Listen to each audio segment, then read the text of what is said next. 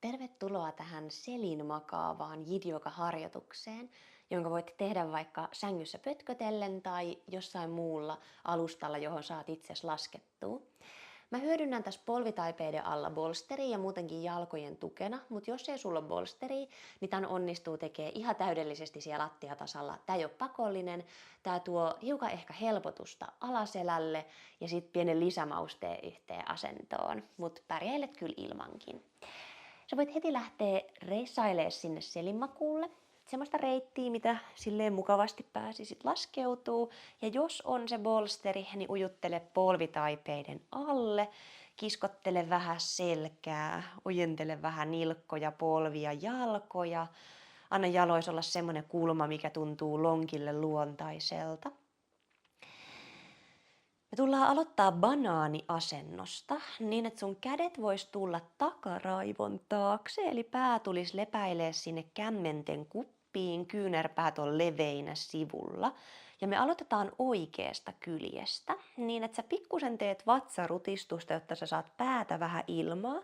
Ja lähde ryömii sun olkapäillä, lavoilla, vasempaan reunaan mattoa. Yritä päästä pitkälle kauas sun lantiosta ja sit laske sun olkapäät, laske sun lavat, levitä sun kyynärpäät, laske takaraivo sinne kämmenten kuppiin ja lattiapintaan.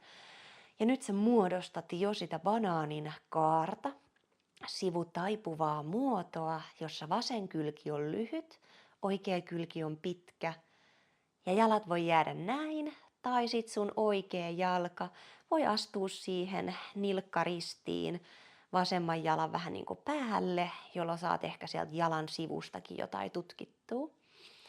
Pidä kumpikin pakara maassa, ristiluulla tasaisesti painoa molemmilla sivuilla. Jos tuntuu, että valitsit liian väkevän venytyksen, niin voit vähän peruuttaa taaksekin päin. Ja nyt sä veisit sun huomion oikeaan keuhkoon, oikeaan sivuun. Oikea puoli sun kehosta on yang-puoli. Se on auringon, se on valon, se on liikkeen ja muutoksen puoli. Se on se maskuliini, joka saa aikaiseksi, joka liikuttaa, muovaa. Ja se on energia, joka ehkä nyt kuplii ja jota jokainen meistä tarvii. Se pitää meidät liikkeessä, kuljettaa meitä elämän halki. Ja nyt ehkä sitä uutta energiaa, elinvoimaa, virtaavuutta voit hengittää itseesi sieltä oikean kyljen kautta. Pieneksi hetkeksi vielä pysähtyen, ihan vaan viipyillen. Sul on aikaa. Anna kehon kertoa, mitä täällä on meneillään.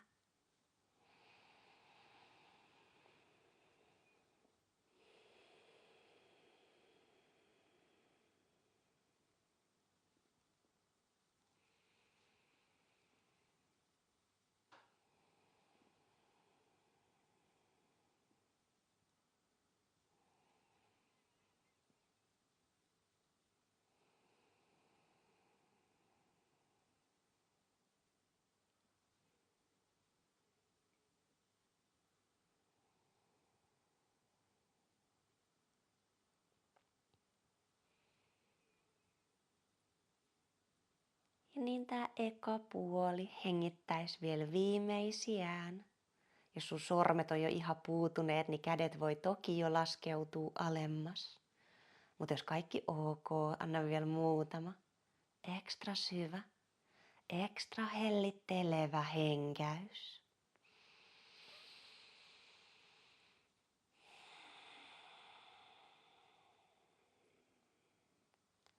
Ja sitten ehkä käsien avulla lähet nostaa ylävartaloa. Ryömit vähän olkapäillä lavoilla keskemmäs. Lasket kädet pois sieltä pään takaa. Ja tuotko polvet koukkuu. Jalkapohjat voi nostaa vaikka siihen bolsterille. Vähän keinauttaa. Tai voit ihan jopa halata sun polviin. Pyöristää selkää. Ja kun oot valmis toisen puolen banaaniin, niin ojennat taas sun jalat bolsterille. Tuo kädet takaraivolle. Auta päätä vähän pystyyn ja lähde ryömii olkapäillä lavoilla pikkuhiljaa oikealle puolelle, kauemmas sun lantiosta. Ja sit laskettele ylävartalo alas. Jätä lavat leveiksi, kyynärpäät leveiksi. Kumpikin olkapää, kyynärpää olisi lähellä lattiaa tai jopa kiinni lattiassa. Sä oot edelleen selin, mut sä oot sivutaipuneena. Pakarat maassa, ristiluu maassa. Jalat pitkin pituuttaa. Tai ehkä bolsterin päällä. Voit jättää jalat silleen vähän haralleen. Tai ristiin nilkkoja, jopa pikkusen sinne oikeeseen kulmaan, jos kaipailet sitä vasenta puolta ehkä enemmän nyt sun tutkimuksen alle.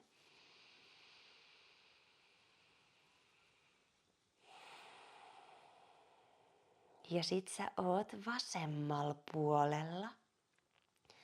Kehon vasen puoli, vasen keuhko, vasen sivu on sun yin-puoli. Se on feminiini, se on yö, se on pysähdys. Se on olemisen tila, tietynlainen tahmainen energia, paikallaan olo. Se on se, kun kaikki hetken aikaa vain on. Se on viileyttä, tyyneyttä. Ja myös tämä on äärimmäisen tärkeä energia, jonka saat nyt valjastaa käyttöös. Stimuloida tietyllä tavalla. Antautuu sille, kun oot vaan. Ei tarvi liikahtaakaan. Ei tarvi muuttaa edes mitään.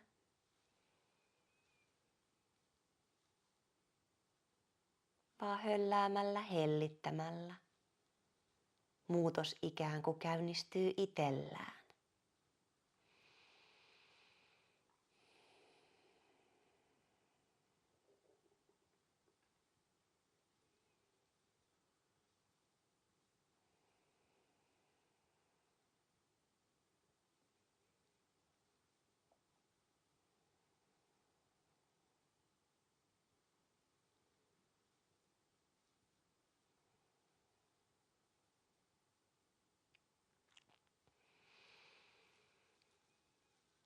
Ja sit sulla on tällekin puolelle vielä ne viimeiset henkäykset.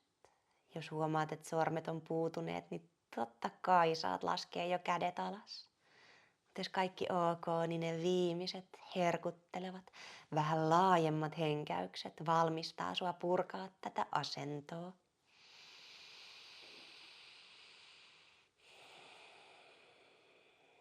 Ja sit pikkuhiljaa käsienkin avulla lähde ryömii taas keskemmäs. Kädet pääsee pois takaraivon takaa lopulta, sormet ranteet liikahtaa. Jalat koukistuu joko bolsterille tai vaikka syliin. Keho voi muutenkin vähän halata tai heijata.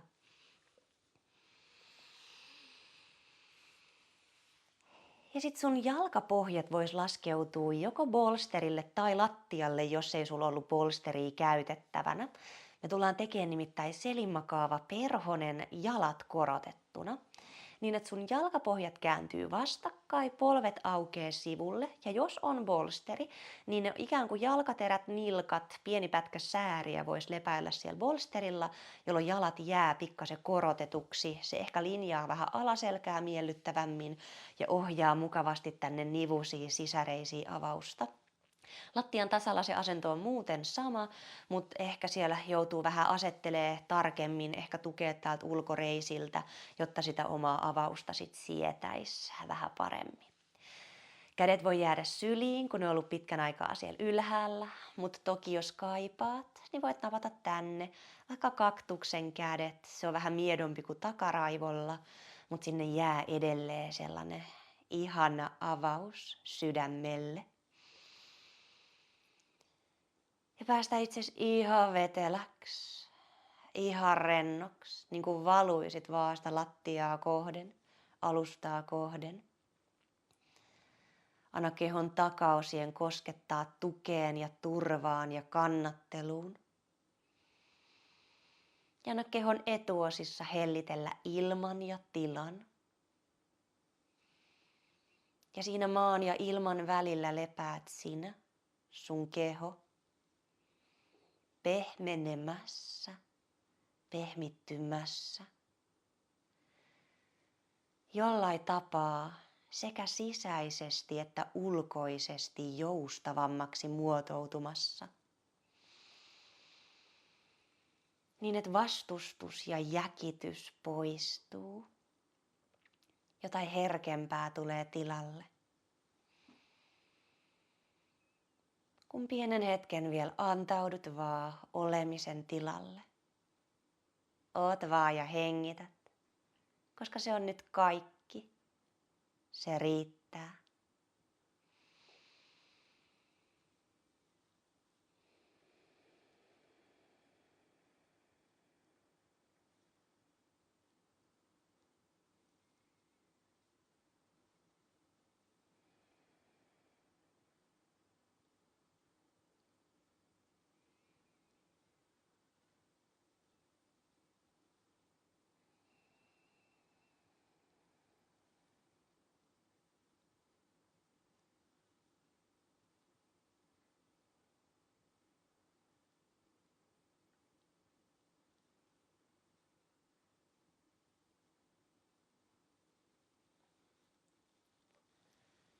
Ja sit ennen kuin vajoat ihan totaaliseen jinkoomaan, voisit liikuttaa vähän sormia, ranteita, valutella käsiä lähemmäs vartaloa. Ehkä sieltä polvien reisien ulkopuolelta lähtee nostaa hitaasti niitä polvia pystyy. Astutko jalkapohjat vähän leveämmälle ja nojaat hetken polvia vastatusten. Kädet saa levätä vaikka vartalon päällä. Anna asennon huuhtoutua pois. Ja jos haluat vielä oikasta itseäsi, niin päästä jalat pitkin pituuttaan lattialle tai bolsterille. Kädet voi yhä levätä vartalon päällä. Ja jos kaipaat erityisen loppurentoutuksen, niin mun puolesta voit kiitosten jälkeen jäädä niin pitkäksi aikaa lepäilee kuin haluat. Mutta jos tuntuu siltä, että ehkä tästä päivä voisi jatkua, niin voit vähän räpytellä silmiä ja heräillä, valmistautua liikahtaa. Joka tapauksessa muista kiittää itseesi, muista kiittää kehos, muista kiittää sun harjoitusta. Ja lopuksi tietysti mä haluan kiittää sua ihan ääneen, ja jos sä haluut, säkin voit lausua kiitoksen ilmoille. Kiitos.